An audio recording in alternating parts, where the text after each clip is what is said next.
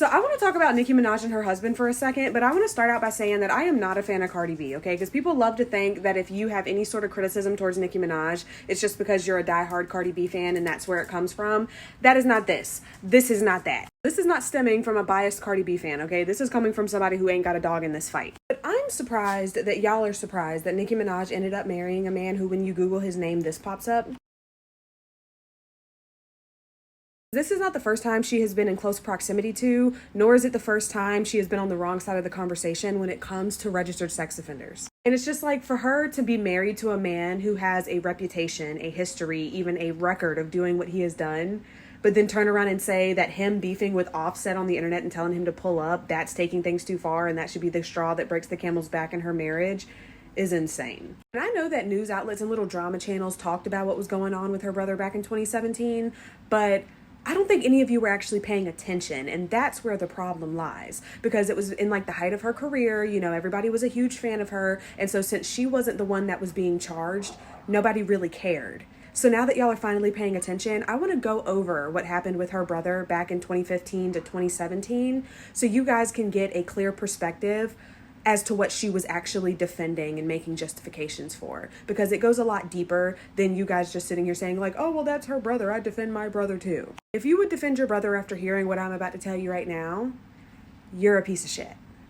So Jelani Mirage, Nicki Minaj's brother, was convicted of predatory sexual assault after he was found guilty of repeatedly raping his 11-year-old stepdaughter, his own stepdaughter. The victim, the little girl, who was 14 at the time of having to go to court and testify against her abuser, she reported that he had repeatedly assaulted her over an 8-month period in 2015 back at his home. And mind you, this little girl was 14 at the time of testifying, 11 at the time of being assaulted, and her younger brother even went to court and testified about how he had accidentally caught Jelani assaulting his older sister.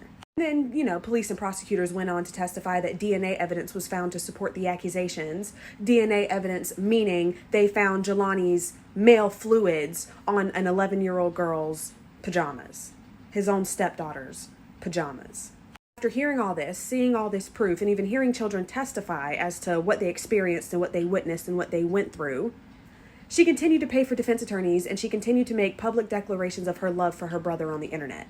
Y'all want to get on this app and say that it caught you out of left field that she would marry a man who has been accused of raping women at knife point? Really? She has a history of staying in close proximity to men who use force and the power they have over their victims to do harm. And so no, I'm not that surprised that she ended up married to the man that she ended up married to, and I'm not that surprised that she continues to sit around and look and act like a clown in defense of him.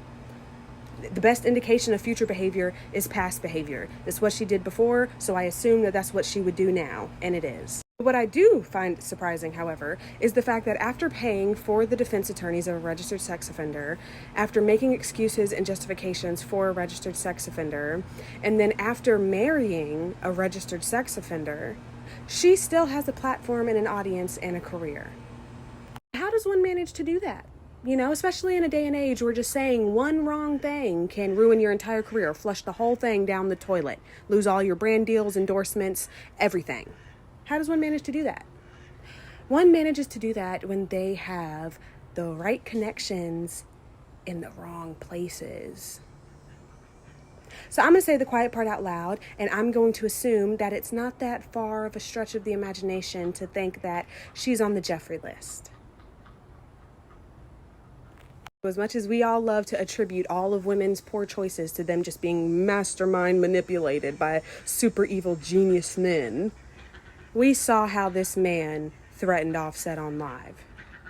I refuse to believe that this man possesses the mental capabilities, the cognitive function to manipulate anybody. She said in her own song, "Married to shoot in case you niggas try to breathe loud, boom your face off, then I tell them cease fire." And then in another part, or in another song, I'm not really sure, said, "Oh, you ain't know that my niggas kill witnesses?" And didn't she get accused back in the day of, you know, intimidating witnesses? Don't quote me on that, allegedly. Anyways, she knows who she married, and she's just like him.